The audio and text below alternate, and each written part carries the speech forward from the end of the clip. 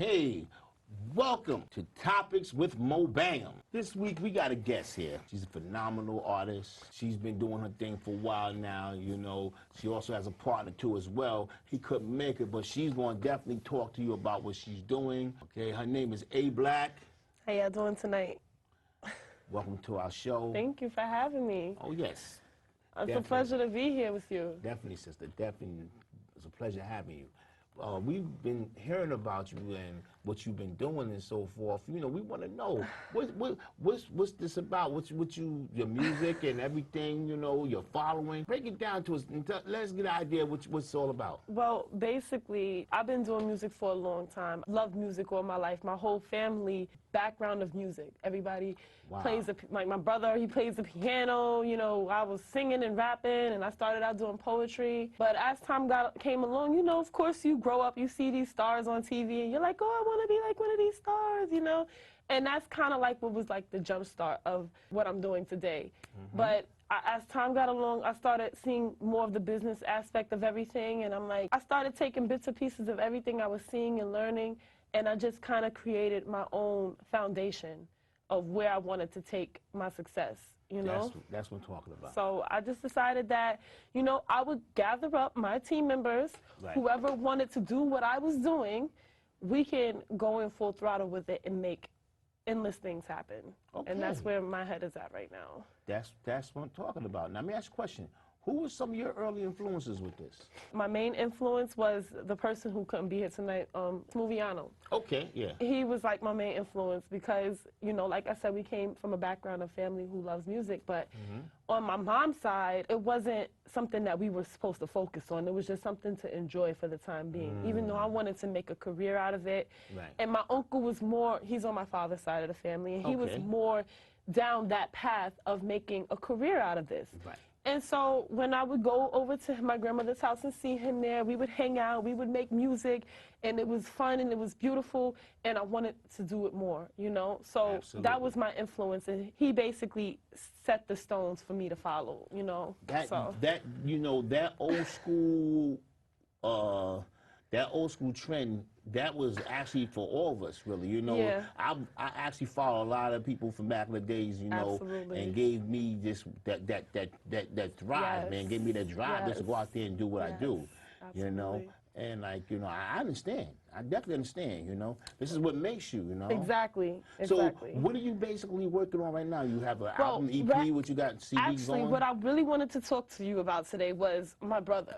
Me and him are in a group together called Twin Assassins. Okay. And we're doing a lot of things. He is like as much influence as my uncle, if not more so, because we live together, we grew up together. He was there with me when we were going back and forth to my uncle's house, making these music ventures and doing different things as far as the music is concerned.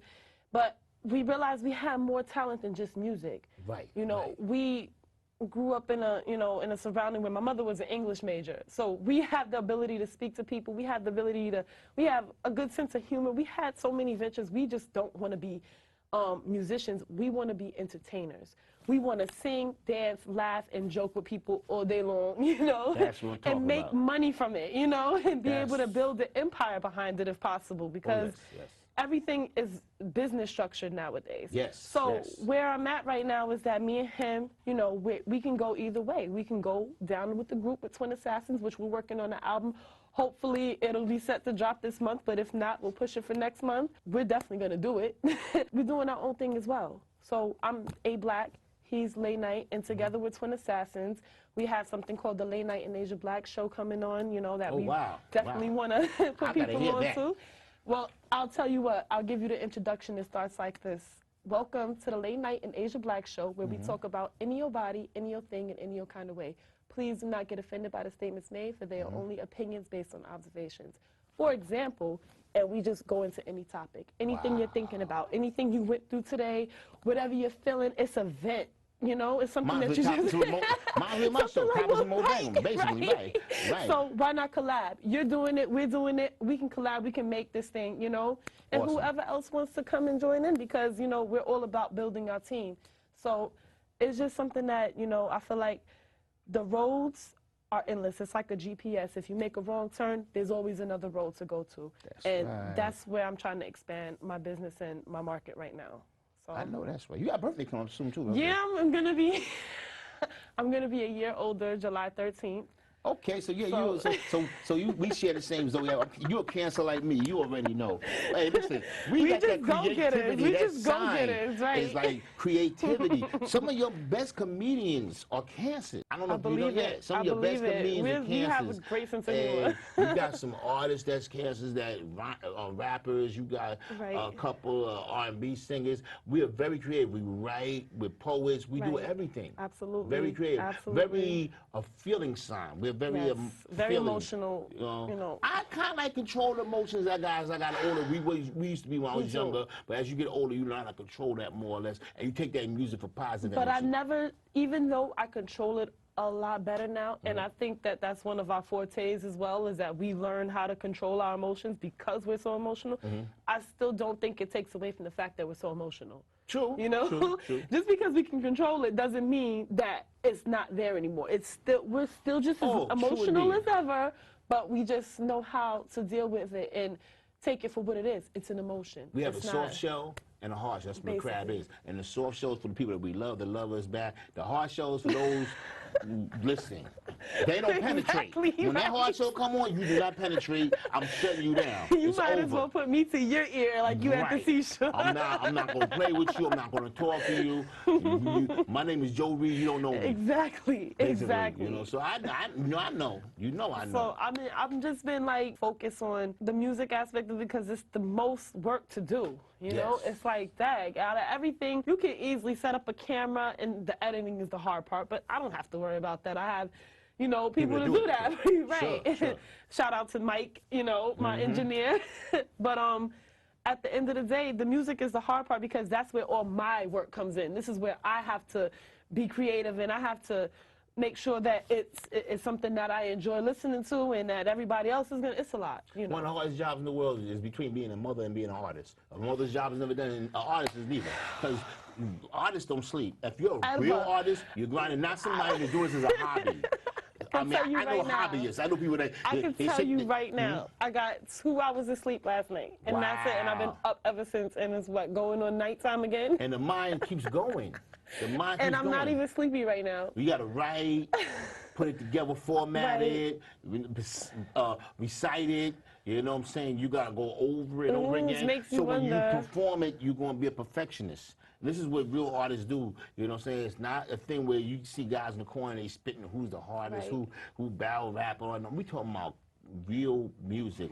You're rapping about something that has substance. Exactly. You got to put that together. You have to format it together. You know what I'm saying? To make it sound right. And you're not making it for your ear. You're making it for everybody's ear. Right, exactly. So this is what separates people, the hobbyists, from the real artists. Right. Separate the men from the boys and so forth, you know? Exactly. It makes me wonder sometimes, you know, I know people wonder, like, why is she doing? I know my mom is like, oh, my goodness, when are you going to give it up already, you know? My mom still, trust me. I already know. My mom's looking at me going crazy. You still with the rap? Right. But you know what, though? Your heart's there. That's what it is. And if you have a passion and a love for it, it doesn't matter, no matter how much time you put it into, you never count it. You never count the cost. Ain't got nothing to do with how much money you made, this, that, and other. Let me tell you how far back I know this, there was no money in this, really. When I went back, I was just doing parties and shows. I go back as far before record deals. I was out before Sugar Hill Gang. Wow. Okay, I was doing my thing. I remember when they first came out. We was already in our prime. We was already doing our thing already. You know what I'm saying? Known all around the tri-state, known around. So you're a legend. Basically, you know, I mean, I'm humble about it. I don't try to say I'm better than anybody and like that. You know, I love to see everybody shine. Exactly. And I show love, and people that, you know, even with all the experiences I have, I reach out to people, especially some of the young artists, and try to school them. Or not on just the craft, but the game. And that's what my music is all about. I'm so glad you said that, because this is why I do music. It makes people change their minds. It motivates people to move to action. I can sit here and read you a book, tell you a story, give you my life experiences. When you walk away from me, you're going to go back to what you're doing. But when you play my song, you can hit it on repeat. It's going to motivate you to get up, jog, do whatever you got to do, go to work, wherever. This is motivation. This is what's keeping the human race moving forward. Have you noticed in the morning when you wake up, sometime be one song you hear on the radio before you go to work. That song rings in your head all day. All day. I'm like, I set up songs to listen to go to work to in advance, whether it be my music or somebody else's music. And I'm like, I might have a song in my head and be like, this is what's going to get me to work today, or this is what's going to make me do this today. That's what it is. And how can you not be a part of something like that? It goes to the soul. It does. It goes right to the soul. And you know what I'm saying? That's why it's got to be something with some substance, something that I feel. I'm also looking to artists to write something. Basically, I'm even going to talk about it on here. If I talk about it, you're going to steal my ID. So it's not my idea. I'm not going to talk about it. I'm going to leave it alone, though. I have so many ideas. It's crazy. Right. It is. You know? It's insane. And I'm just waiting to see how they're going to be implemented, because while I'm in this venture, I've realized out of anything, if you don't do anything, make an effort. It's the biggest thing you could do. You never know what's going to just land in your lap. Some of the work that you do, right, people do, I know it's even as artists, I've made songs. I have artists that make songs, they put it to the side like this. That was all right. I'm like, are you kidding me? That's a hit. Yeah. So what we think may not be a hit, we take for granted, is a hit sometimes. So you got to take everything you take. And as an artist, we probably lose more money than we make just off of saying that a song is okay or it's not that good, because we'll listen to it in the studio, we'll play it to our ears full of, and then now we hate the song. And the person who never heard it before and hears it for the first time falls in love with it, and they never want to stop playing it. That's crazy. You heard that? Like, yo, you like that? Are you serious? And it's I was halfway asleep doing that, man. It's a good feeling, you know, to make somebody, you know, want to listen to music. I have my engineer, his wife, is always asking about this song that me and my brother did, and I'm like, wow, she really likes this song, you know, and it just feels good. It motivates me to keep going forward. People see things in you as an artist sometimes that you don't even see in yourself, because we are our worst critics a lot of times. So sometimes, which is good. I'm not knocking that, because see, so it's like Sam Brainstorm. You know, I don't know if you heard of Sam Brainstorm before, the cottage cheese. Here's a commercial.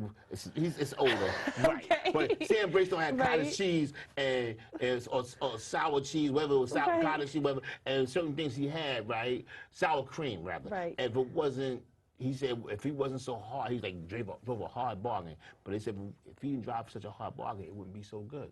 Sometimes when you're hard on yourself, the best comes out of you. Because what you put into is what you get out of it. And sometimes if you feel like you slacking, it's like, you know what, let me just stop right there and take it back. Because listen, I'm just doing this and trying to get it done with. No. Let me do this right or not do it at all. Absolutely. Absolutely. Because then you shorten yourself, you shortchanging yourself, and you wasting your own time at the end of the day when you don't put your best foot forward. So. And people see it, because there's always somebody going to try to outshine you. So if you don't step your game up, you get lost, you left behind, you know? And the game changes so much. You know what? That's what I love about it, though. It's like, because it changes so much, if you fall down, you always have an opportunity to bring yourself back. You have opportunity to bring yourself back. And then not even that, at the same time, too, it changes so much, so you get a chance to get a different flow or something. Because after a while, everything can turn boring after a while. It does. You know, you got to, even the way they spit, the way they sing nowadays, the method they use, the punchlines, the way they spit their bars, everything is different now. You can't come in this game in 2015 spitting like you 1980. That Run DMC's dope. I like them, but they changed their game. It's time for you to change yours. You know what I'm saying? He got his sons out there doing stuff. He's staying with the times. Exactly. You can't come back. I know a guy that did that. He came to me one time. He wanted to get in the studio with me and everything. Yo, back in the days when I was dope. I said, you was hot. Yeah, you used to do everything. Yeah. We got in the studio. I was like, okay, son, you know what? I need to talk to you for a second. I brought him around the young guys. They was like, son, that's old, Pops. You got to take that and renew that, remodify that. That's old school. You can't do that. And he got offended. He was like, well, I don't like the new school. You in the wrong game. You got to change the times. There's nothing you could do about it. And now, if the old school comes back one day, with some of the old school stuff is coming back, but in a different way. In a different way, right. It's just a reflection now. It's not like, this is what it is, you know? Right. There's nobody spitting like... It's crazy. My oldest brother, he's not like like, he's musically inclined. He plays the piano, but he doesn't rap and sing, whatever. But he listens to the up-to-date music. Right. And so he listens to us and he compares us. And he's like, you know, just like maybe like last year or so, or the year before, he was like, oh, y'all know they rapping like this now. Y'all got to switch up y'all flow. How old is he? How old is he, sir? Yeah. He's 30. Okay. So he's like, he's on it, you know? He's like, well, listen, they not rapping like how they used to. They got this other kind of flow where it's like, da, da, da, da. You know, he's a musician, so he's like trying to really explain it to me. And I'm like, yeah, we got that too in the archives, you know? We still got our music that we haven't come out with, but we also working on new stuff in the process. So it's like, it's a never-ending process. It's a lifetime job. Now, listen, you have some music, right? You brought with you, right? I didn't get a chance to bring any music with me. I had, my engineer was supposed to bring some music for me, but I don't know if he was able to get it. But if you want me to spit something for you, I can. Yeah, give me a quick little, maybe 12, 16. You're not go crazy. Okay. Give something, give the audience something they can hear, something they can feel. Okay. A Black. I'm gonna do a song. I'll do a verse from a song that I have like about to come out soon. So. Okay. A Black scissor lips, like Edward Scissorhands, I scissor spits. Gangster is ever so clever. It doesn't get no better. We be as tough as the Guns movie. Guns be strapped in. When I come through, I could be noisy or silent, cause either I'm loud or I'm silenced. It's crazy how my flow is so futuristic. You could say I'm hard to comprehend. My mind is like a stick shift, complicated. Yes, I'm a true gift, sophisticated, cause I rhyme swift off the hate it, cause I run ish, can't catch me cause I'm too quick. My suggestion is you listen so you get this. Just wanted to give them a little taste, you know, not to go too crazy, you know, because sometimes people get up on the show and they be like, oh, I rap, I sing, and you hear them and they like, I don't know, you say, like you know, the bars you got there too. Thank you. I appreciate it. You put your effort up in there, and I like that. You know I put my heart and soul into it, so I hope that I get a good reply from it, you know? Oh, yeah, definitely did. You know, definitely sound good. I like the way you were spitting it, and like you say, the way you spit it was like something that you felt comfortable with. Right. You know? I mean, of course, I got a bunch of music I could have just like, you know, but something that I know that I've been practicing, I just wanted to give them something a little professional. That's what's up. That's what's up. Yeah. So look for me. I'm going to be on YouTube. I have a video out on YouTube. It's one video. Okay. It's called Just Us. It's from me and my brother, Twin Assassins. Well, let them know with the ground. Look it up. YouTube, Just Us on Abe Lizzy. YouTube. You can find me on Abe Lizzy, Scissor Lips, Facebook. You can come check me out. Hit me up. I don't really post too much stuff on Facebook because, you know, Facebook is like. Yeah, I do post my music on it. I post every now and then. I have my own website too. Right, got you. Mo Bangem Promotions, you're saying .wix.com/Mo Bangem Promotions. That's my website. But what I was to say is that also you got a Twitter account? Yes. Okay. No, I don't have a Twitter. I have an Instagram account. Okay. Well, they can check you out Instagram. Instagram, Adria J. Blizzy on Instagram. And just look for me. Hit me up. I'm like open to talk to anybody. Any questions anybody wants to ask, anytime. Just hit me up. You can find me. That's what I'm talking about. That's it. You can find me, you know? Yeah, I got my Twitter, Mo Bangem P on Twitter. Right. You know, I got my other page, Bangem Promotion, that's on Facebook. Got you. You know, and like, you know, I'm just about promoting stuff. Now, another thing she didn't tell you neither, that I'm actually working with her right now. You know, I'm doing work with her. And it's been a pleasure. And Smoothiano, too. A family. Being that we just, like, met recently, and, like, I feel like I knew you all my life. Like, it's crazy. You know, that's one thing I want to say. If you're in any kind of, you know, entrepreneurship, you want to make sure that you have a team that wants to see you succeed. You need that. Like, you don't know how beneficial it is to have that support, you know, to have somebody who wants to see you shine, you know, who wants your music to get out there, you know. You need that support, you know. That's where I'm at. And now, the reason why I'm at that, I mean, my journey has been crazy. Right. In this game, my journey has been crazy. Absolutely. I mean, I've started back rapping like, I don't even you give the years, I start telling my age, you know what I'm saying? Whiskers might start popping out right now. Great ones too. But make a long story short, I've been like in the mid to late 70s, and then not even that, I've been working with a group called the Collin Brothers. They're legends in Mount Vernon, legendary DJs, the Collin Brothers.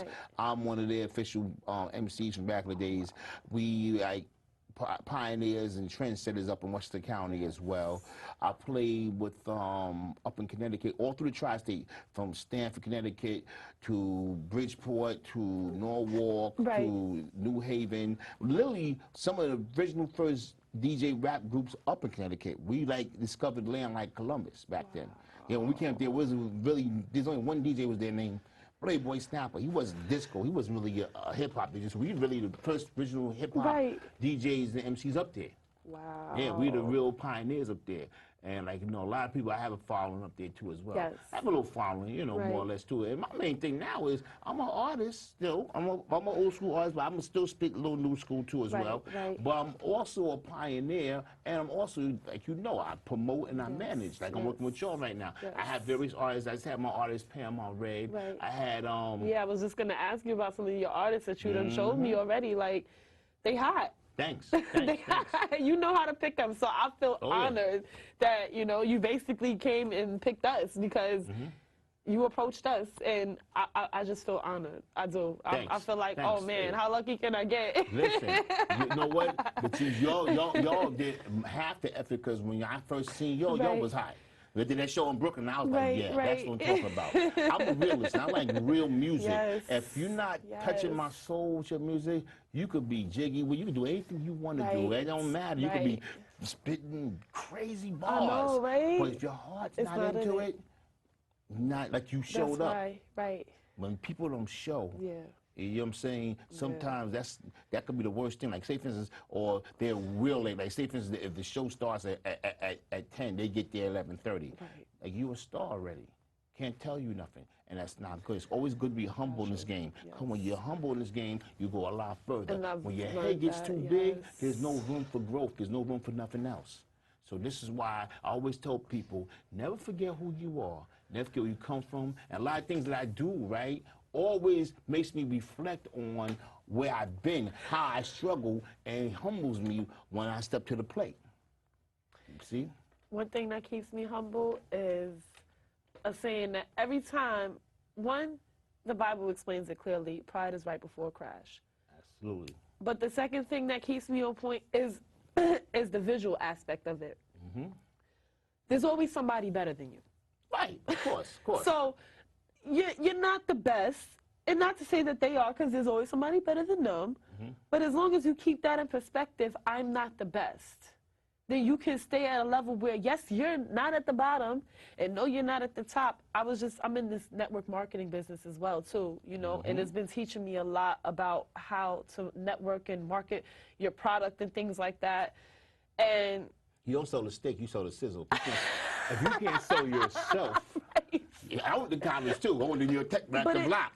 So for sales, business management, that's why I manage my business. Yes, I think everybody should have a business management course here and there, because it teaches you about yourself. Yes. Business management is not about being able to sell anything. It's not about, it's being able to change your own programming. Absolutely. And be able to produce something different. They give the example where if there's a typewriter, right, and you type a letter up on a computer, right, and there's a typo, you print it out, the typo was there. Right.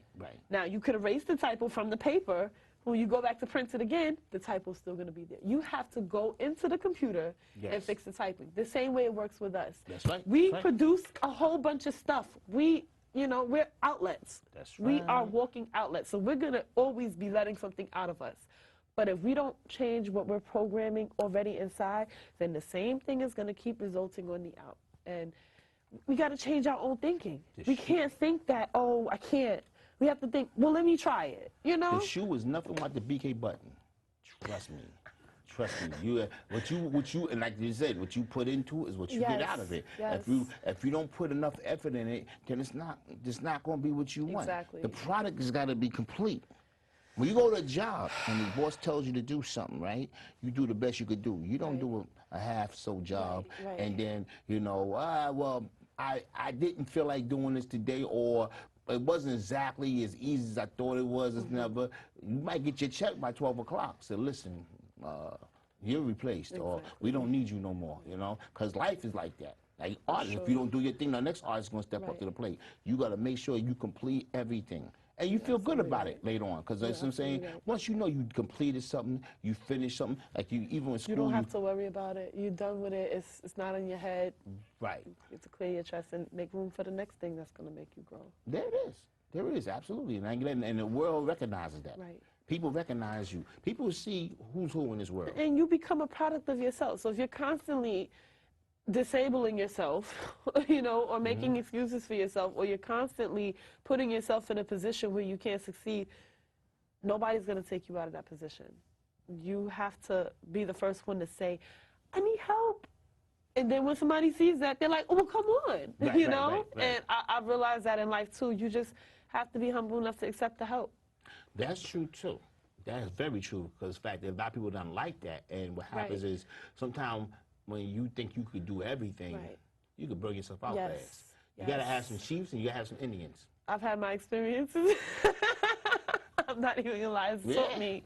It's taught me a lot. Just, you know, and that's another reason why I'm so all about this music, because it's like it's so many aspects of it. It's not just the music. It's teaching me so much more about people. I'm in school right now. Right. Me doing music is me being in school right now. I'm interacting with so many different people. I've learned so much just from sitting here with you today. Listen, we're all students. Even though I feel like myself, I've been in this hip-hop game so long, I could be like probably a doctor in this, you know what I'm saying? But what I'm saying is that I'm still a student of the game. I'm not a teacher's pet. Like, who said that? I like that rhyme, too. He said that, down with Eminem. What's his name? He's down with their squad. You're talking about, not Dr. Dre, not... I can't remember his name. Oh, he said that song. He said, he's from Jersey, rapper. Oh my God, Eminem rap with so many different people. He's down with their crew, though. Oh, he's down with He's down with Slaughterhouse. I don't know everybody's What's his name, man? I say his name. Joe Buttons. Joe Buttons. I like him. He's nice. Yeah, he's nice. He was always nice. Yeah, he's nice. Up in the club since Up in the Club. Yeah, he's nice. He's been one of my favorite artists. But he said that I'm a student, not a teacher's pet. Because the reason why I'm a student, because my mind is open, I'm learning. Teacher's pet, you sit back and, you know what I'm saying, and you're just like being spoiled by what people are telling you, this, that, and other, got your head swollen, this, that, and you, you're good. You're trying to make an impression. And when as a student, you're learning. Right. So I understand that concept very well. You open your mind. You open your mind and that's another thing, like, with this music, like, it was... When I first got involved, it was like, oh, I just want people to hear my music. I want to be, you know, singing and dancing. And no, it's not about that. Right. It's really about learning and being open to new ideas. It's a new school. I learned from y'all. And even though I've been in this game, I'm not stuck on, well, I'm a pioneer. You guys don't know. I can teach you that, like, y'all young. No, it's none of that, because the game changes so much that you got to get off of that. Yes. And everybody learns from each other. Yes. I learn from my children. Growing up, you know what I'm saying? As they grow up, the world is different. Yes. So, you know what I'm saying? Even though they learn from me, they learn from them, they listen, you know, dealing with everything you used to deal with that you've outgrown, basically. The best learners are listeners. I've always learned that. My mother, she's retired from school teaching in the city and everything like that, and I always listened to her when I was coming up. The best learners are listeners. But listen, we're going to have to cut it short, because it's about that time. But listen, it was good having you here. Definitely. It was good being here. Oh, my goodness. This is a beautiful turnout. This is an open door. You're welcome back. I'm going to be back. I'm going to be back with some new updates for you. I'm going to be on it. So, like, I'm like I said, I'm building a team and an organization and a foundation, and we're going to take over the whole world. We're going to take over. This is A Black. Remember her. She'll be back. Okay? This is Topics with Mo Bangem. Thanks for joining in, and I will see y'all next week. Deuces. All right. There you go.